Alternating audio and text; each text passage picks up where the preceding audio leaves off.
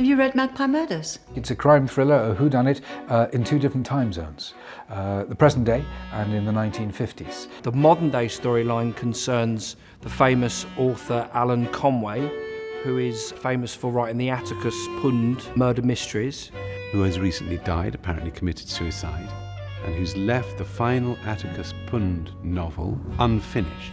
Right now, I think we should be concentrating on what happened to the missing chapter. Well, how do we even know he wrote it? And so it's about what happens when the final chapter of his latest book goes missing, and we crisscross between the dramatisation of the book and the chief editor, played by Leslie Manville, trying to kind of become a detective herself. Both of those storylines run parallel to one another. So the structure and the form is mixed in, they're like kind of threads that constantly interweave with one another, which lends itself to this amazing canvas really to play on. You know, there's murder, there's intrigue, there's comedy, there's tragedy, there's loads and loads of amazing different colours to play with within Magpie Murders.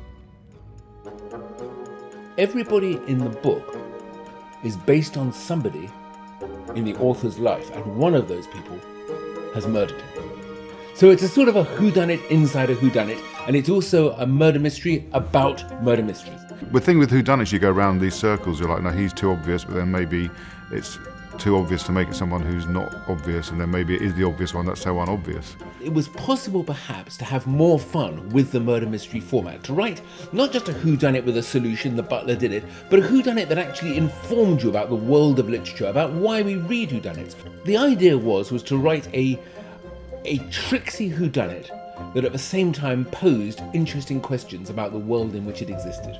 Also, I think you've got a collection of very good characters here. So you start to be interested in the characters, some of whom you'll care for, and some of whom you'll make terrible judgments about.